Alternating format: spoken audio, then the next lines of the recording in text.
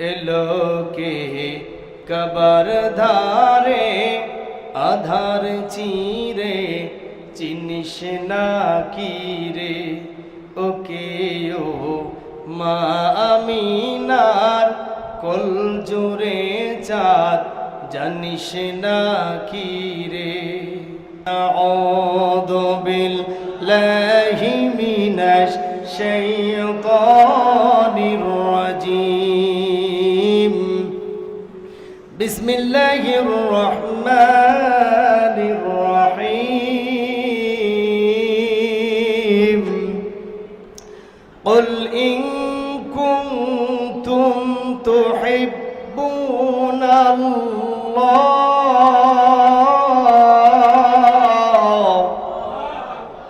الله أكبر আস্তে হইল قل إن كنتم تحبون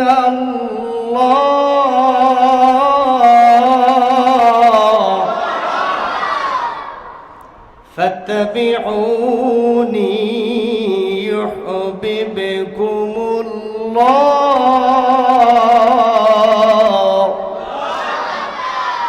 إلى آخر الآية আল্লাহ পাক রব্বুল আলামিন বলতেছেন কুল হে নবী আপনি বলেন ইন কুনতুম তুহিব্বুনাল্লাহ যদি তোমরা আল্লাহকে ভালোবাসতে চাও কাকে ভালোবাসতে চাই বলেন বলেন যদি তোমরা আল্লাহকে ভালোবাসতে চাও কি করবা ফাত্তাবিউনি ফাত্তাবিউনি মানে অনুসরণ করা কি করা কাকে অনুসরণ করবেন এবার কান লাগান আল্লাহ রব্বুল আলামিন বললেন হে নবী আপনি মানুষদেরকে বলে দেন যদি তোমরা আল্লাহকে ভালোবাসতে চাও তাহলে একজনকে অনুসরণ করবে এই ব্যক্তির নাম কি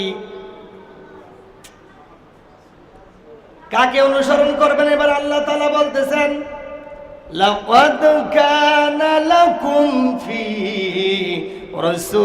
রাসূলিল্লাহি উসওয়াতুন হাসানা চিৎকার দিয়ে কোন আল্লাহু আকবার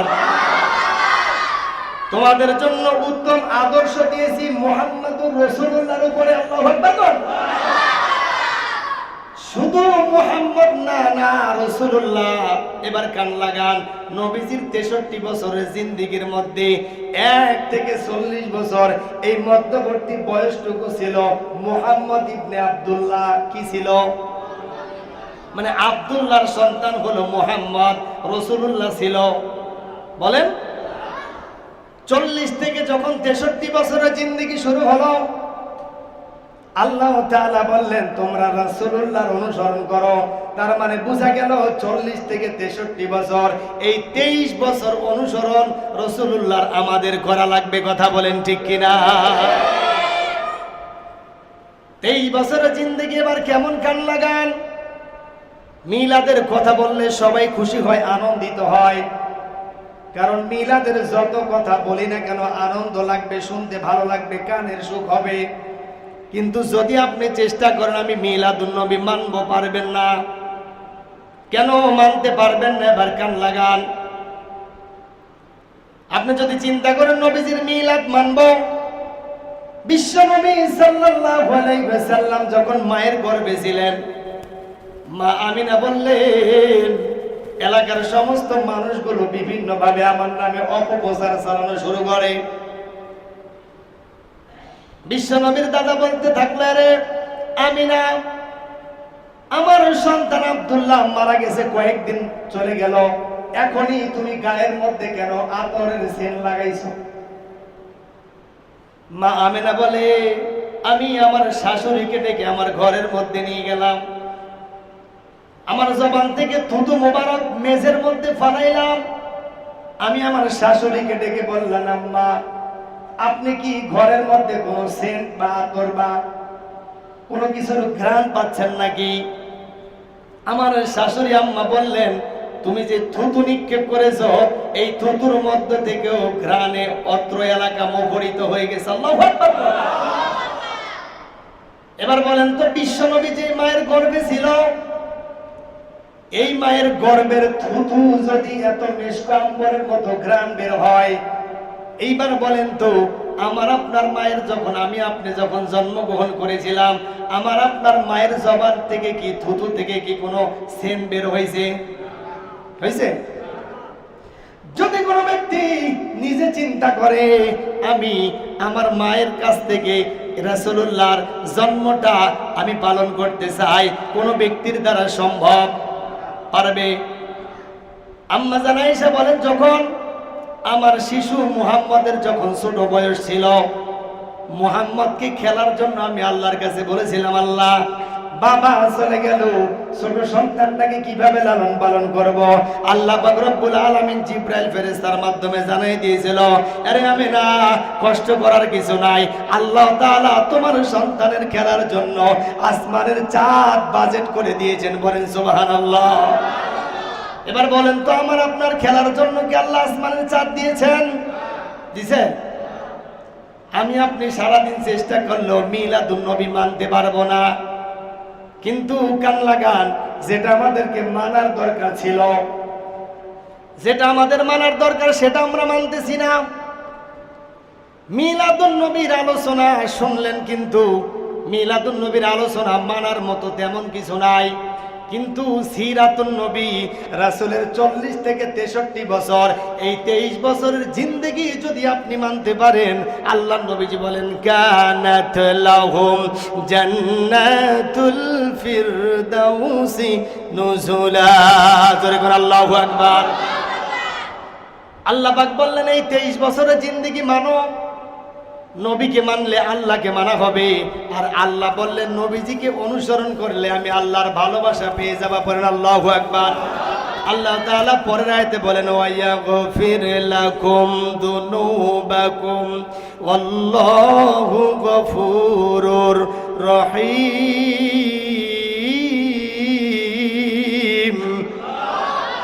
আল্লাহ বললেন, যদি ফাত্তাবিউনি, নবীজিকে অনুসরণ করো, ইউহিব্বুকুমুল্লাহ, আমি আল্লাহ তোমাদেরকে ভালোবাসবো। আমি আল্লাহ ভালোবাসলে কি করব? ওয়া ইয়াগফির লাকুম যুনুবাকুম ওয়াল্লাহু গফুরুর রহিম, তোমার পিছনের সমস্ত গুনাহ খাতাগুলো আমি আল্লাহ maaf করে দিব। আল্লাহু আকবার বল। শুধু আমি আল্লাহ গুনাহ মাফ করব না, না, ফাউলাইকা ইউবাদদিলুল্লাহু সাইয়্যাতিহিম হাসানাত ওয়া কানা আল্লাহু গফুরুর রহিমা। বলেন আল্লাহু আকবার। আমি আল্লাহ তোমাদের পাপ সমূহ ক্ষমা করব। এখানেই সমাপ্ত না, যত পাপ করেছিলা আমি আল্লাহ পাক রব্বুল আলামিন সমস্ত পাপগুলোকে নেকি দ্বারা ভরপুর করে তোমার আমল নামায় দিয়ে দিবে। বলেন সুবহানাল্লাহ। এবার বুঝে থাকলে বলেন তো, নবীজির আমল করব 1 থেকে 40 না 40 থেকে 63? আসতে বললেন কেন? 40 থেকে 63। কারণ নবীজির জন্মে আপনি খুশি হলেই জান্নাতে যাবেন এমন শর্ত নাই। নবীজির একটা উদাহরণ দিলে আপনি বুঝবেন। বিশ্বনবী সাল্লাল্লাহু আলাইহি ওয়াসাল্লাম যখন জন্মগ্রহণ করলেন, নবীজির জন্মে খুশি হইয়া নবীজির আপন চাচা ছিল আবু লাহাব। নাম কি? আরো জোরে কোন। আবু লাহাবের ঘরে ছিল দাসী। আবু লাহাবের দাসী উম্মে আইমান এক দৌড় মেরে আবু লাহাবের কাছে চলে গেল, ডাক দিয়ে বলতেছেন, ছোট একটা আব্দুল্লাহর ছোট একটা ফুটফুটে একটা সন্তান হয়েছে। যদি আজকে আব্দুল্লাহ আপনার ভাই যদি বেঁচে থাকতো, এই ছোট সন্তানটাকে দেখে মনের মধ্যে বড় আনন্দ পাইত।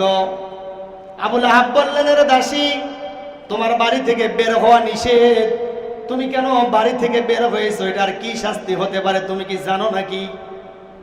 আবু লাহাব এই কথা বলার সঙ্গে সঙ্গে উম্মে আইমান বললেন, আমি আপনার দাসী, শাস্তি আমাকে যা দিবেন দেন, কোনো সমস্যা নাই, কিন্তু আজকের দিনে যত আনন্দের একটা দিন, আপনার ভাই আব্দুল্লাহ যদি এই ছোট সন্তানটাকে দেখতো, আনন্দে উল্লাসে আজকে উৎফুল্লিত হয়ে যাইত। সুবহানাল্লাহ। আবু লাহাবের ভাইয়ের কথা মনে পড়ে গেল, নবীজির জন্মে খুশি হয়ে গেলেন, আর ডেকে বললেন, এরে দাসী বাদিজা, আজকে ছোট ফুটফুটে সন্তানের খবর দিলা। আমার ভাই যদি জীবিত থাকতো, আমার ভাই বড় আনন্দিত হইতো। যাও, ছোট সন্তানটা জন্মগ্রহণ করার কারণে আমিও আনন্দিত হয়ে গেলাম। আল্লাহু আকবার। আমি আনন্দিত হইয়া তোমাকে কি দিতে পারি? তোমাকে দেওয়ার মতো কিছু নাই, তবে এই দুইটা আঙ্গুল ইশারা করে বলেছিলেন, যা উম্মে আইমান রে, আমার ভাইয়ের সন্তান জন্মগ্রহণ করার খবরটা আমাকে প্রথম তুমি দিলা। এই দুইটা আঙ্গুল উঁচু করে বলেছিলেন, যা তোমাকে আজ থেকে বাদী হিসাবে আজাদ করে দিলাম, মাফ করে দিলাম। আল্লাহু আকবার। এবার বলেন তো, নবীজির জন্মে খুশি হওয়ার পরেও আবু লাহাব কি জান্নাতি না জাহান্নামী? বলেন বলেন। আল্লাহ তাআলা আবু লাহাবের বিপক্ষে কোরআনের আয়াতটি তেলাওয়াত করেছেন, সায়াসলা নারান যাতা লাহাবি ওয়া ইমরাআতুহু। আল্লাহু আকবার। কর, আমি আবু লাহাবকে অচিরেই জাহান্নামের মধ্যে নিক্ষেপ করব। এইবার বলেন তো, এখন আবু জেহেল, আবু লাহাব জান্নাতে না জাহান্নামে? আসতে বললেন কেন? ওয়ামরাতুহু, তার স্ত্রীও জাহান্নামে যাবে। এবার বলবেন, অপরাধ করছে স্বামী, স্ত্রী কেন জাহান্নামে যাবে? কারণ স্ত্রী হলো অপরাধের ইন্ধনদাতা, ঠিক কিনা? এবার বলেন তো, আপনি কি এত পরিমাণ খুশি হইতে পারছিলেন? নিজের টাকা দিয়ে কেনা গোলাম আজাদ করে দিল, এরপরেও কিয়ামত পর্যন্ত আবু লাহাব জান্নাতি না জাহান্নামী? সিস্টেম অপর পৃষ্ঠায় তাকান। নবীজির জন্মে খুশি ছিলেন নবীজির চাচা আবু তালেব। নাম কি? আরো জোরে বলেন। আবু তালেব নবীজির জন্মে খুশি ছিলেন। কিতাবের লেখক আবু তালেব নবীজি সাল্লাল্লাহু আলাইহি ওয়াসাল্লামকে এমন কোন জায়গায় নাই যেখানে স্পর্শ করায় নাই। কোলে নিয়েছেন, মাথায় নিয়েছেন, কাঁধে নিয়েছেন, কাকে নিয়েছেন, উরুর উপরে নিয়েছেন। কিন্তু এবার বলেন তো, আবু তালেব নবীজির জন্মে খুশি, নবীজিকে এত ভালোবেসেছিলেন। নবীজি বললেন, চাচা আপনি আমার আল্লাহকে মেনে নেন। বলেন আল্লাহ এক। আপনি যদি আল্লাহকে মেনে নেন আর আমি নবীজির আদর্শটা যদি আপনি মেনে নেন, চাচা আপনাকে কিয়ামতের ময়দানে আমি জামিনদার হয়ে আপনাকে বাঁচানোর চেষ্টা করব। আল্লাহু আকবার। কোন আবু তালেব বলেছিলেন, না না, তোমাকে ভালোবাসি ঠিক আছে, কিন্তু তোমার আদর্শ আমি গ্রহণ করতে পারবো না। আজও পর্যন্ত আবু তালেব কিন্তু জাহান্নামী, কিন্তু পায়ের মধ্যে এমন এক ধরনের জুতা ফিট করে দেওয়া হয়েছে যে জুতার মধ্যে এত পরিমাণে জাহান্নামের আগুন ফিট করা আছে, জুতার আগুনটা মাথার মগজ পর্যন্ত ধ্বংস হয়ে যাচ্ছে। আল্লাহু আকবার। এবার বলবেন কেন জুতার আগুন দেওয়া হচ্ছে? কারণ আল্লাহর নবীজি যার সঙ্গে স্পর্শ করেছেন, যাদের শরীরের সঙ্গে স্পর্শ করেছেন, ওই জায়গায় জাহান্নামের আগুন জ্বলা হারাম। আবু তালেবের পুরো শরীরের মধ্যে বিশ্বনবীর আচরণ আছে। আল্লাহু আকবার। বিশ্বনবী যেখানে ইচ্ছা আবু তালেবের প্রত্যেকটা জায়গায় জায়গায় বিশ্বনবীরও সংস্পর্শ আছে, কিন্তু নিজের পায়ের কাছে কখনো ভাতিজাকে রাখে নাই। এজন্য আল্লাহ বললেন, পায়ের নিচে যেমন এক ধরনের জুতা পরায় দেওয়া হবে। এবার বলেন তো, নবীজিকে এত ভালোবাসার পরেও কেন জাহান্নামী হইল? তার কারণ কি? মিলাদ মেনেছে, সিরাত। বলেন বলেন, বুঝতেছেন আলোচনা? বোঝা যায়? নবীজির মিলাদ মানলেই যদি জান্নাতে যাওয়া যাইতো, তাহলে আবু লাহাব আর আবু তালেব জান্নাতে যাইতো, ঠিক কিনা বলেন? এবার সিস্টেম অপর পৃষ্ঠায় কান লাগান। নবীজির মিলাদ মানা হলো, জান্নাতে গেল না, তার পিছনে কারণ হলো আমরা 12 রবিউল আউয়াল আসলে সিন্নি ফিরনি আর মিলাদ নিয়ে ব্যস্ত থাকি, আমরা খাওয়া দাওয়া নিয়ে ব্যস্ত থাকি, আর বিভিন্ন ধরনের নেতারা ওই দিন বিশ্বনবীর আগমন উপলক্ষে রাস্তায় রাস্তায় মিছিল করে বেড়ায়। আল্লাহি, বিশ্বনবীর আদর্শ যদি তোমার মধ্যে না থাকে, অমল মিছিল আর মিটিং করে বিশ্বনবীকে পাওয়া যাবে না, ঠিক কিনা? পাওয়া যাবে? পাওয়া যদি যাইতো তাহলে আবু লাহাব জান্নাতে যাইতো, আবু তালেব জান্নাতে যাইতো। এবার সিস্টেম অপর পৃষ্ঠায় কান লাগান। নবীজির দুইজন চাচা জাহান্নামী, আর 2 জন চাচা জান্নাতি। তার মধ্যে 1 নাম্বার হলো আব্বাস। নাম কি? আর একটু জোরে বলেন। 2য় নাম্বার হলো, 1 নাম্বার হলো আব্বাস, 2য় নাম্বার হলো আমিরে হামজা। 2য় নাম্বার চাচার নাম কি? প্রথম চাচার নাম? এই 2 জন জান্নাতে যাওয়ার কারণ কি? এবার কান লাগান। বদরের যুদ্ধ যখন শেষ হয়ে গেল, 14 জনকে মুসলিমরা আটক করে রাখলো। কয়জন? আরো জোরে বলেন। 14 জনের মধ্যে নবীজির চাচা আব্বাসও ওর মধ্যে ছিল। রাত্রেবেলা বিশ্বনবী সাল্লাল্লাহু আলাইহি ওয়াসাল্লাম দেখতে গেলেন। দেখি তো যে 14 জনকে বেঁধে রেখেছি বদরের যুদ্ধের পরে, এই 14 জনের কি অবস্থা। দেখতে যাইয়া দেখা গেল নবীজির চাচা আব্বাসকে এমন ভাবে রশি দিয়ে বেঁধে রেখেছে যে জায়গায় জায়গায় বাধা ছিল, ওই জায়গায় ফিনকি দিয়ে রক্ত বের হওয়ার উপক্রম। বিশ্বনবীকে দেখার পরে আব্বাস বললেন, ভাতিজা, আমি তোমার চাচা হওয়ার পরেও তোমার দলবলের লোকজন দেখো আমাকে কিভাবে বেঁধে রাখছে, অত্যাচার করতেছে, তুমি আমাকে একটু ছেড়ে দাও। নবীজি বললেন, চাচা, আপনাকে আমি ছেড়ে দিব, কিন্তু মুক্তিপণ দেওয়া লাগবে, কারণ আল্লাহ পাক রব্বুল আলামিন দুনিয়ার জমিনে ইনসাফ প্রতিষ্ঠা করার জন্য আমি মুহাম্মদকে প্রেরণ করেছি। আল্লাহু আকবার। আপনাকে যদি আমি ছেড়ে দেই, আরো 13 জনকে আমার ছেড়ে দেওয়া লাগবে। না না, মুক্তিপণ দেওয়া লাগবে। বলে, কি মুক্তিপণ দিব? মুক্তিপণ দেওয়ার মতো আমার কাছে কিছু নাই। নবীজি বললেন, চাচা, আপনাকে মুক্তিপণ দেওয়া লাগবে। চাচির কাছে স্বর্ণের কয়েকটা বুতাম রেখে আসছিলেন আপনি, এই বুতামগুলো যদি মুক্তিপণ বাবদ দিতে পারেন তাহলে আপনাকে ছেড়ে দেওয়া হবে। এবার আব্বাস বলতেছে, ভাতিজা, তোর চাচির কাছে যখন আমি স্বর্ণের বুতামগুলো রাখি, তোর চাচি আর আমি ছাড়া তো ওই জায়গায় কেউ ছিল না, তুমি কিভাবে জানলা? আল্লাহু আকবার কর। আচ্ছা বলেন তো, আমার নবী কি গায়েবের মালিক? বলেন। এখান থেকে একজন দলিল নিয়ে বলবেন, হুজুর, নবী যদি গায়েবের মালিক না হয়, তাহলে আব্বাসের বাড়িতে স্বামী স্ত্রী স্বর্ণের বুতাম রেখে আসছে, এটা নবীজি কিভাবে জানলো? এর সমাধান আল্লাহ পাক দিলেন, মা ইয়ান্তিকু আনিল হাওয়া ইন হুয়া ইল্লা ওয়াহিয়ুন ইউহা। আল্লাহু আকবার। আল্লাহ যদি নবীজিকে কোনো বিষয় জানায়, নবীজি বলেন, আল্লাহ যদি না জানায়, নবীজি। এবার বললেন, চাচা, আপনি যে চাচির কাছে বোতাম রেখে আসছিলেন, শুধু এটাই না, চাচির সঙ্গে গোপনে কি কথা বলেছেন এটাও আমার আল্লাহ জানাই দিয়েছে। আল্লাহু আকবার। চাচা ডেকে বললেন, আরে ভাতিজা, গোপনে আমার স্ত্রীর কাছে স্বর্ণের বোতাম রেখে দিয়েছিলাম, এটাও যদি তুমি জানো, তোমার চাচির সঙ্গে গোপনে কি কথা হয়েছে এটাও যদি তোমার আল্লাহ জানে, এখনই আমাকে কালিমা পড়ায় দাও, লা ইলাহা ইল্লাল্লাহু সাল্লাল্লাহু আলাইহি ওয়াসাল্লাম। আজ পর্যন্ত নবীজির চাচা আব্বাস কালিমা পড়ার কারণে জান্নাতি হয়ে গেছে। সুবহানাল্লাহ।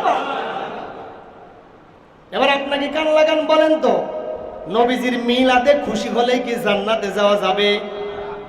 2 চাচা কোথায় গেছে? আরেক চাচা, এবার তাকান, নবীজির আরেক চাচার নাম হলো আমিরে হামজা। নাম কি? আরো জোরে বলেন। আমিরে হামজা রাদিয়াল্লাহু তাআলা আনহু নামের সঙ্গে কত সম্মানিত ডিগ্রি আল্লাহ দিয়েছে। আমিরে হামজা রাদিয়াল্লাহু তাআলা আনহু ডিগ্রি দেওয়ার কারণ কি? সেও তো নবীজির চাচা ছিল।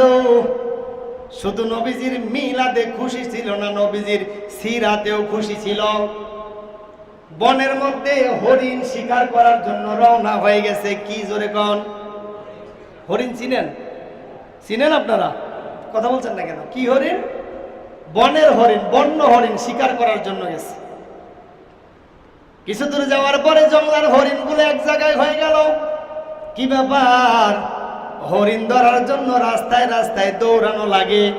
আজকে হরিণগুলো এক জায়গায় কেন চলে আসলো? হরিণগুলোর জবানটা খুলে গেল, ডেকে বলতেছে, আরে আমির হামজা, তুমি আমাদেরকে শিকার করার জন্য আসছো, ঠিক আছে, একটা কাজ যদি করতে পারো, বনের সমস্ত হরিণগুলো তোমার কাছে আত্মসমর্পণ করব, ধরা দেব। কি কাজ? বলে তোমার ভাতিজা মুহাম্মদকে বাইতুল্লাহর কিনারায় আবু জেহেল আঘাত করে ফালায়া রাখছে, তুমি যদি এটার বিচার করতে পারো, হরিণ তোমার শিকার করার জন্য আসা লাগবে না, আমরা সমস্ত হরিণগুলো তোমার বাড়ি পর্যন্ত চলে যাব। আল্লাহু আকবার কোন। আমির হামজা চমকায় গেল, বনের হরিণ আমার ভাতিজাকে চিনে, আমি চিনতে পারলাম না, এক দরবের বাড়িতে চলে গেল। স্ত্রীকে ডেকে বলতেছে, মুহাম্মদের কি হয়েছে? হযরত আমির হামজার স্ত্রী হাওমা করে কান্না করে দিয়েছে, আর ডেকে ডেকে বলতেছে, সন্তানটার বাবা নাই, মা নাই, এরপরেও আবু জেহেল তাকে আঘাত করে কাবার পাশে ফালায় রাখছে।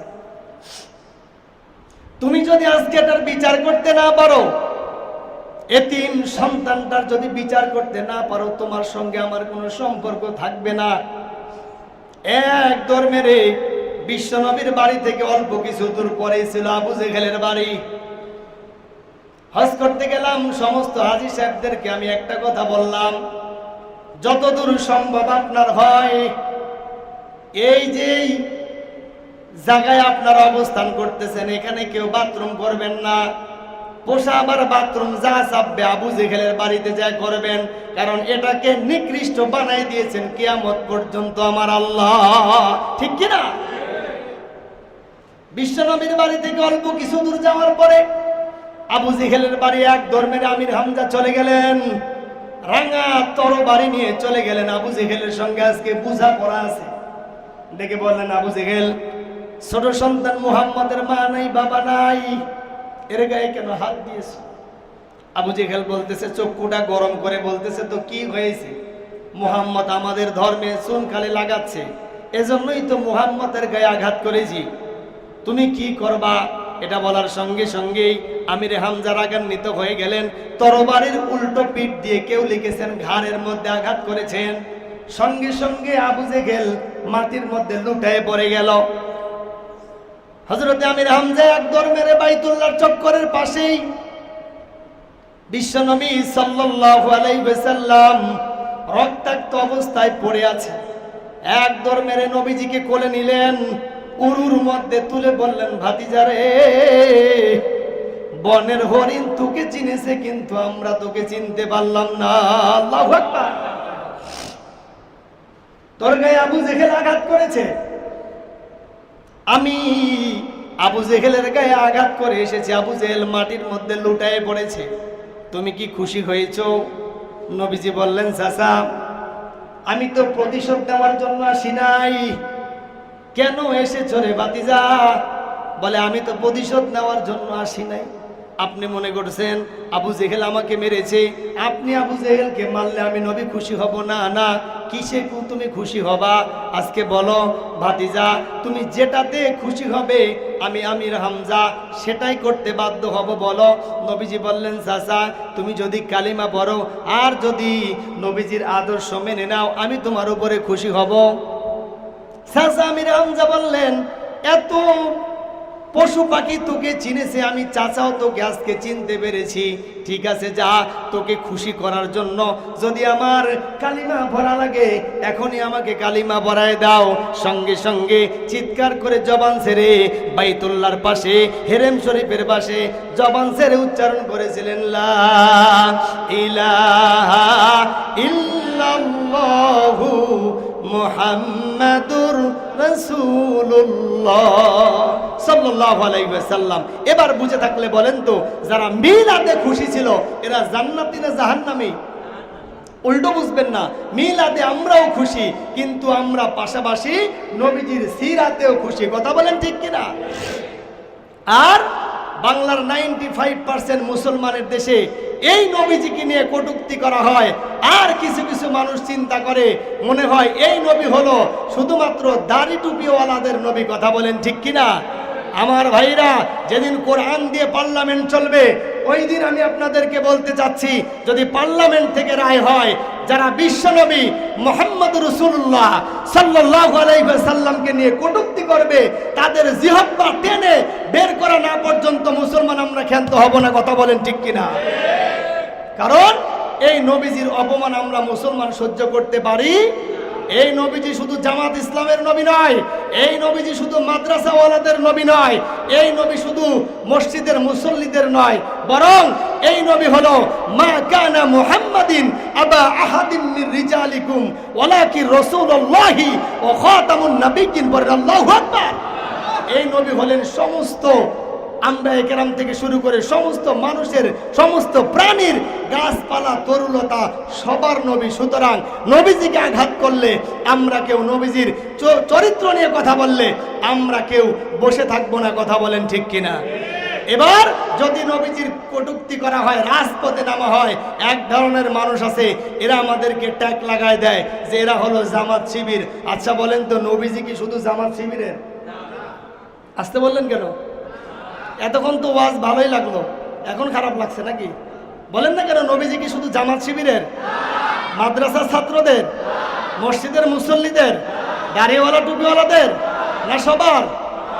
বলেন, সবার যদি নবী হয়ে থাকে নির্দিষ্ট কিছু মানুষদের উপরে কেন তোমরা আক্রমণ করতে চাচ্ছ? কথা বলেন ঠিক কিনা? আমার ভাইরা, আমি এজন্য উদারত আহ্বান জানাতে চাই, নবী আমাদের কাছ থেকে চলে গিয়েছেন, কিন্তু আল উলামা ওয়ারাসাতুল আম্বিয়া, নবীদের এই কথাগুলো আলেমদের জবান দিয়ে বের হবে। কথা বলেন ঠিক কিনা? আর একটু জোরে বলেন ঠিক কিনা?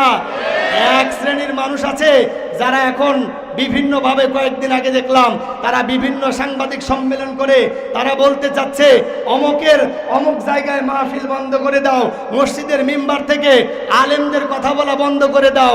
আমি বলতে চাচ্ছি, মসজিদের মিম্বার থেকে যদি আলেমদের কথা বন্ধ হয়ে যায়, আমি বলতে চাই তোমার মা বাবার বিবাহ দিয়েছিলেন আলেম। কথা বলেন ঠিক কিনা?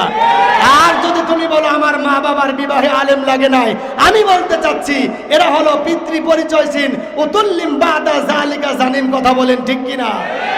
আমার ভাইরা, যারা মসজিদের থেকে, মিম্বার থেকে আলেমদের জবান স্তব্ধ করতে চাচ্ছে, বুঝতে হবে ওই জায়গা, ওই সময়ের আবু জেহেল এখনো আবার আবু জেহেলের প্রেতাত্মা হয়ে ফিরে এসেছে। কথা বলেন ঠিক কিনা?